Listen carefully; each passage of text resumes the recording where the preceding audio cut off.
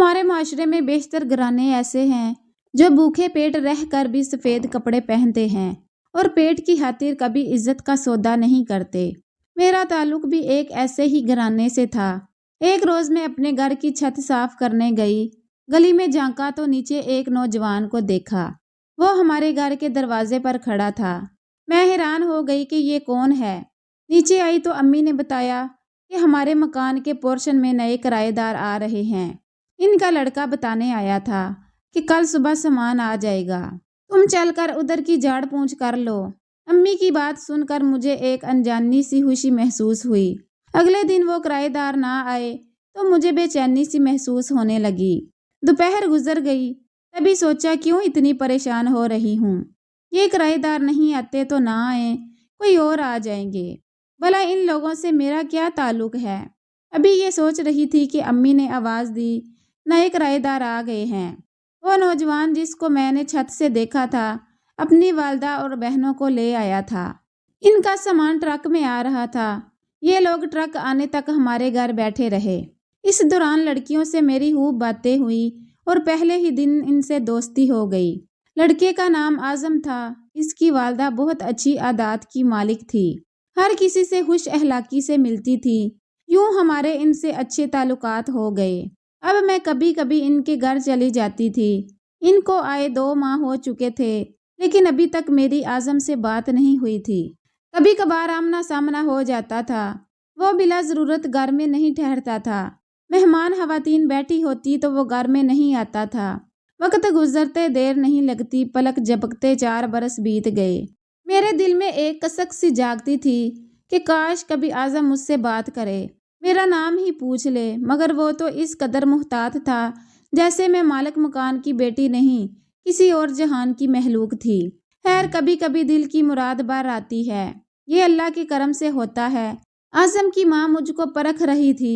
میں نہیں جانتی تھی کہ ان کے دل میں کیا ہے، لیکن ایک روز جب انہوں نے اس کے لیے میرا ہاتھ مانگا تو پتہ چل گیا کہ وہ مجھ کو پسند کرتی ہیں۔ البتہ یہ علم نہ تھا کہ اعظم کے دل میں میرے لیے کیسے جذبات ہیں، وہ بھی مجھ کو پسند کرتا ہے یا نہیں۔ امی نے اعظم کو اچھی طرح پرکھا۔ وہ گریجویٹ تھا اور اب کمپیوٹر کا کورس کر رہا تھا۔ میرے والدین نے کچھ سوچ بچار کے بعد اس رشتے کو منظور کر لیا اور بات پکی ہو گئی۔ میں ان دنوں بہت خوش تھی۔ زندگی کی انمول چیز پسند کے ساتھی کا ملنا تھا، وہ مجھے حاصل ہو گیا تھا۔ بے شک میں نے ابھی تک اس سے بات نہ کی تھی، لیکن چپکے چپکے اس کو چاہتی تو تھی۔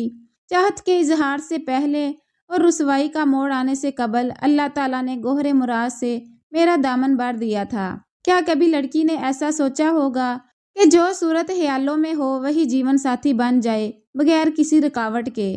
مجھ سے زیادہ خوش نصیب اور کون ہوگا؟ لیکن یہ میری بھول تھی۔ قدرت نے میرے ساتھ ایک ہلکا پھلکا مذاق کیا تھا، خوشی دے کر چھین لی۔ میں نے ان 4 سالوں میں اپنی زندگی جس کے خیال میں گزاری، اچانک اسے بہت اچھی نوکری مل گئی، ایسی نوکری جو قسمت والوں کو ملتی ہے۔ اعظم کے والد نے ایک پلاٹ خریدا تھا جو پہلے کم آبادی والی جگہ پر تھا۔ آبادی تیزی سے بڑھی تو پلاٹ کی قیمت بھی چگنی ہو گئی۔ انہوں نے اس کو فروخت کر کے ہمارے برابر والا گھر خرید لیا جو عرصے سے برائے فروخت تھا۔ یوں یہ لوگ ہمارا مکان چھوڑ کر اپنے خریدے ہوئے مکان میں منتقل ہو گئے۔ اعظم کی امی نے میری ماں سے کہا، بہن تمہاری بیٹی کتنی خوش قسمت ہے کہ میرے بیٹے کے نام سے منسوب ہوتے ہی پہلے اعظم کی اچھی نوکری ہو گئی، پھر ہمیں اللہ نے اپنا اتنا شاندار بنا بنایا گھر بھی دے دیا۔ ہم تو ایسا سوچ بھی نہ سکتے تھے کہ اس پر اشوبے دور میں کہ جہاں معمولی نوکری کے لیے بھی رشوت کا دور دورہ ہے، میرا بیٹا افسر لگ جائے گا۔ بے شک تیری بیٹی قسمت کی دنی ہے۔ یہ باتیں سن کر میں دل ہی دل میں بہت خوش تھی، پھولی نہ سماتی تھی، مگر خوشیوں کے یہ لمحات عارضی تھے۔ جو ہی اعظم برسر روزگار ہوا اس کے خیالات بدل گئے۔ وہ کسی اور لڑکی پر فریفتہ ہو گیا جو اس کے دفتر میں کام کرتی تھی۔ اس نے اپنی ماں سے کہہ دیا کہ وہ شادی اپنی پسند اور مرضی سے کرے گا، لہٰذا عروج سے میری بات ختم کر دی جائے۔ ان دنوں ہماری منگنی کی تیاری ہو رہی تھی کہ اس کی والدہ نے امی کو مژدہ سنایا کہ بہن بات سمجھو ختم، میرا بیٹا آپ کی بیٹی سے شادی سے انکار کر رہا ہے۔ ہم نے اسے بہت سمجھایا ہے، وہ ہماری بات نہیں مانتا۔ امی کو دکھ تو ہوا، لیکن لڑکی کی ماں خاموشی اختیار کرنے کے سوا اور کیا کر سکتی تھی؟ وہ شکر کر رہی تھی کہ اس معاملے کا خاندان میں چرچا نہ ہوا، ورنہ مفت کی بدنامی گلے پڑ جاتی۔ ایسے میں لڑکے کا تو کچھ نہیں بگڑتا، لڑکی کا بہت کچھ کھو جاتا ہے۔ امی صدمے میں تھی، ابو بھی چپ سے ہو گئے، مگر میرے دل پر جیسے ریل گاڑی گزر گئی ہو۔ میں تو ریزہ ریزہ ہو رہی تھی، دیدہ و دل سبھی زخمی تھے۔ سانس بھی لیتی تو دکھ سے روح کھینچتی چبھتی محسوس ہوتی۔ میں نے کبھی اعظم سے بات نہ کی تھی، کبھی اس کے سامنے نہ بیٹھی تھی، پھر بھی وہ میرے خیالوں میں بسا ہوا تھا۔ اب میرا یہ حال تھا کہ جی کرتا آئندہ زندگی اسی کے نام پر گزار دوں، ہر وقت اس کی یاد میں روتی رہتی۔ میں سوچتی کہ اس کو بھول جاؤں، مگر کوشش کے باوجود اسے بھلا نہیں پاتی تھی۔ جب سے ان لوگوں نے اپنا ذاتی گھر خریدا تھا، کافی بدل گئے تھے۔ اعظم کی بہنیں بھی بہت کم ہمارے گھر آتی تھی۔ دن گزرتے گئے، ان لوگوں کو اپنے نئے گھر میں شفٹ ہوئے 2 سال گزر گئے۔ ایک روز اعظم مجھے رستے میں مل گیا۔ میں نے اسے پورے 2 سال بعد دیکھا تھا۔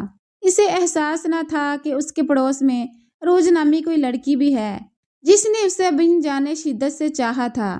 میں نے بھی اسے نہیں بتایا تھا کہ میں اسے چاہتی ہوں۔ وہ میرا احساس کیوں کرتا؟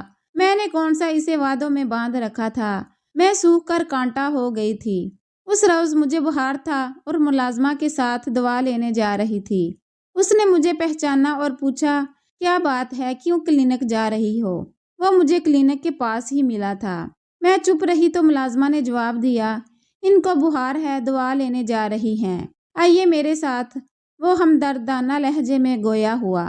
وہ آگے آگے چلنے لگا اور میں سحر زدہ ہرنی کی طرح اس کے پیچھے چلنے لگی۔ اس نے ڈاکٹر صاحب سے بات کی جو اس کا واقف تھا۔ ڈاکٹر نے فوراً مجھے دیکھا، نسخہ لکھا، دوا دی۔ اعظم نے دوا لے کر میرے ہاتھ میں تھما دی۔ میں اس کا شکریہ بھی ادا نہ کر سکی اور وہ چلا گیا۔ جس کو اتنے دنوں سے بھول جانے کی کوشش میں روز خود سے لڑتی رہتی تھی، وہ پھر ایک تازہ جھلک دکھا گیا تھا۔ اب اسے بھولنا مشکل تھا۔ روز ارادہ باندھتی تھی کہ کسی کی خاطر یوں ہلکان ہونے کی کیا تک ہے، اور وہ بھی ایسی ہستی کے لیے جس کو ہمارا احساس ہی نہ ہو، ہمارے ہونے یا نہ ہونے کی خبر تک نہ ہو۔ میں ہر روز خود کو وعدوں کا پابند کرتی، مگر اس کے باوجود جب بھی کوئی خوبصورت چیز میرے سامنے آتی، بے اختیار اس کو یاد کرنے لگتی۔ آنکھوں میں آنسو آ جاتے اور میں رونے لگتی۔ یہ تک پتہ نہ ہوتا کہ کون میرے سامنے سے گزرا ہے اور کون سامنے بیٹھا ہے۔ میں ہر بات کو بھول گئی تھی، مگر وہ چہرہ یاد تھا، اس چہرے کے سب رنگ یاد تھے، اور شاید اس کو بلانا میرے اختیار میں نہ تھا۔ ایک روز عید کے دن اس کی بہنیں ہمارے گھر آئی۔ میں نے ان سے بہت سی باتیں کی۔ جب وہ جانے لگی تو مجھ سے کہا، کل تم ہمارے گھر آنا، ہم لوگ تمہارا انتظار کریں گے۔ عید کے دوسرے دن شام کو میری بہن، میری سہیلی فرحت اور میں ان کے گھر پہنچے۔ اعظم گھر پر موجود نہ تھا، وہ کافی دیر بعد گھر آیا۔ ہم دوسرے کمرے میں بیٹھے تھے۔ اچانک وہ کسی کام سے کمرے میں آیا، مگر میری نظریں ہی نہ اٹھ سکی اور اس بے نیاز نے میری طرف نہ دیکھا۔ جب وہ جانے کے لیے مڑا تو میں نے اس کا چہرہ دیکھا، لیکن صحیح طرح نہ دیکھ سکی۔ سوچنے لگی کتنی بد نصیب ہوں کہ اس کے گھر آ کر بھی اسے اچھی طرح نہ دیکھ پائی، اور وہ چلا بھی گیا۔ اس روز میں تمام وقت کھوئی کھوئی رہی تھی۔ انہی دنوں میرے لیے ایک بہت اچھا رشتہ آیا۔ سمجھ میں نہ آ رہا تھا کہ اس رشتے کو منظور کروں یا اپنی زندگی اس کی یادوں کے سہارے گزار دوں۔ لیکن زندگی کا طویل سفر کوئی لڑکی تنہا کیسے گزار سکتی ہے؟ اس لیے میں نے 6 سال اس کے انتظار میں کھو دینے کے بعد بالآخر اس رشتے کو قبول کر لیا۔ لیکن میرا دل اب بھی اس بے وفا کی یاد میں تڑپتا رہتا تھا۔ میری بھی کیا قسمت کہ جس کے لیے اتنے روحانی کرب سے گزری، وہ ملا بھی تو جب میں کسی اور کے نام سے منسوب ہو چکی تھی۔ اس نے میری چاہ اس وقت کی جب میرے والدین کسی دوسرے شریف گھرانے کو زبان دے چکے تھے، اور میں ایک بار پھر تڑپ کر رہ گئی۔ جن دنوں میری منگنی حمزہ سے ہونے والی تھی، اچانک اعظم مجھے بازار میں مل گیا۔ میں اپنا دوپٹہ رنگ ریز کو دینے گئی تھی۔ اس نے مجھے آواز دی، میں نے مڑ کر دیکھا تو بس دیکھتی ہی رہ گئی۔ اس نے کہا، مجھے تم سے ایک بات کرنی ہے، ادھر آؤ۔ وہ مجھے ایک طرف لے گیا، قریب ریسٹورینٹ تھا۔ اس نے کہا، یہاں چائے پیتے ہیں اور تم سے 2-4 ضروری باتیں بھی کرنا ہے۔ میں بہت دنوں سے سوچ رہا تھا کہ کیسے بات کروں، آج موقع مل ہی گیا ہے۔ میں دم بہود تھی، جیسے کسی نے مجھ پر جادو کر دیا ہو۔ जुबान कंग हो गई, आंखें उसकी तरफ देखने की जुर्रत न कर पा रही थी। हम दोनों रेस्टोरेंट के कोने में पड़ी मेज के गिर्द जाकर बैठ गए, जहां तन्हाई और निस्बतन रोशनी कम थी और आसपास लोग भी न थे। हल्का हल्का म्यूजिक बज रहा था, रंगीन रोशनी मध्यम सुरों में अपना सहर फैलाए हुए थी। मैं इस माहौल में पहली बार आई थी। उसने कहा, अरूज, मेरी बहनों ने मुझे बता दिया है कि तुम शुरू दिन से चुपके चुपके मुझे चाहे जा रही थी। मेरी माँ की भी यही ख्वाहिश थी कि मैं तुमसे ही शादी करूं। इस वक्त नादानी में मैंने माँ की आरजू को ठुकरा दिया। मुझसे बड़ी गलती हुई। एक और लड़की को शरीके हयात बनाना चाहा था, लेकिन वह दौलत की पुजारी थी, मेरे काबिल ना थी। मैं चाहता था कि तुमसे माफ़ी मांगूं। रोज मुझे माफ़ कर दो, मुझसे भूल हो गई है कि तुम जैसी अच्छी लड़की को ठुकरा कर मैं कंकर के पीछे हो लिया था। अब मैं तुम्हें अपनाना चाहता हूँ। कल अम्मी तुम्हारे घर दोबारा रिश्ते के लिए आएंगी। तुम्हारे वालिदैन से माजरत करेंगी। तुम इनकार मत करना। मुझे मेरी भूल की सजा मत देना। वो कह रहा था और मैं सुन रही थी। वो बात जिसको सुनने को मेरे कान तरसते थे, मगर कहीं भी तो किस मोड़ पर, अब कहती भी तो क्या, कि जिसको पाने के लिए खुदा के हुजूर दुआएं की, जिसको बुलाने के लिए खुद से लड़ी, दिल से मिन्नतें की, मगर इसको ना पा सकी, ना बुला सकी, और अब कितनी मजबूर थी। इसे ये भी ना कह सकी मेरी इस संवार को मंगनी होनी है, इस शख्स से कि जिसको मैंने देखा तक नहीं। मेरी खामोशी से उसने जाना मैंने उसे माफ़ कर दिया है, इसकी मिन्नत समाजत कबूल कर ली है, और मेरी आंखों में चमकते आंसू शायद खुशी के हैं। जब इसकी अम्मी अगले रोज आई और दोबारा रिश्ते की बात की तो अम्मी का मूड ऑफ हो गया। उन्होंने कहा, बहन, ये कोई गुड़े गुड़िया का खेल नहीं है। आज हाँ कर दी, कल ना कर दी, फिर जी में आया तो दोबारा ताल्लुक जोड़ने बैठ गए। ये बेटी का मामला है। हमारी बेटी का रिश्ता एक शरीफ घराने में तय हो गया है और अब हम इनको मना नहीं कर सकते। आंटी को ऐसे जवाब की तवक्का ना थी। वो बड़ी उम्मीद लेकर आई थी, मुंह लटका कर चली गई। मेरी मंगनी हमजा से हो गई और 1 माह बाद शादी भी हो गई। मैं एक मतवस्त घराने की मशरकी लड़की थी, मुंह पर ताले लगाकर पैदा हुई थी। रुस्ती के वक्त इतना रोई जैसे किसी का कोई बहुत प्यारा मर जाता है तो वो बिलक बिलक कर रोता है।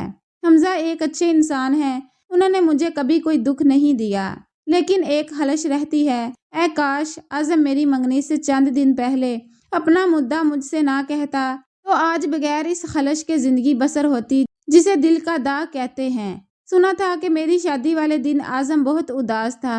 दोस्त उसे घुमाने फिराने ले गए थे। पहले जो मेरा हाल था अब वही उसका हाल है। उसकी बहनें बातों बातों में इसका हवाल सुना जाती हैं, कहती हैं कि न जाने अब कौन करेगा इसकी मसीहाई। तब मैं सोचती हूँ कि जब वो खुद मसीहा थे तब क्यों ना की मसीहाई। अब ऐसे बीमार की दवा कौन करेगा जो खुद अच्छा ना होना चाहे। हमजा को मेरे अम्मी अबू बहन भाई अच्छे लगते हैं, वो इनसे मिलकर खुश होते हैं। मुझसे ज्यादा मेरे मेके की तरफ दौड़ते हैं। नाचार मुझे भी जाना पड़ता है। दुआ करती हूँ आज़म मेरी गली में मौजूद ना हो। खुदा कभी ना कभी तो दुआ कबूल करता है। वो मुझे कभी नजर ना आए, खुदा करे मैं इसे कभी दिखाई ना पड़ूं। कभी तो ये दुआ कबूल हो जाती है और कभी नहीं होती। तब मैं मुजरिम की तरह सिमटी हुई आंखें नीचे किए अपने शोहर की गाड़ी से उतरकर इसकी तरफ देखे बिना ही अम्मी के घर में घुस जाती हूँ, ताकि इससे पहले कि मेरे शोहर को हमारी दिली कैफियत का अंदाज़ा हो, क्योंकि वह मुझे बहुत चाहते हैं, मेरी हर ख्वाहिश का ख्याल रखते हैं। मैं कभी ना चाहूँगी कि इनको मेरी तरफ से कोई तकलीफ हो। मेरी रूहानी बर्बादी में भला मेरे शोहर का क्या कसूर।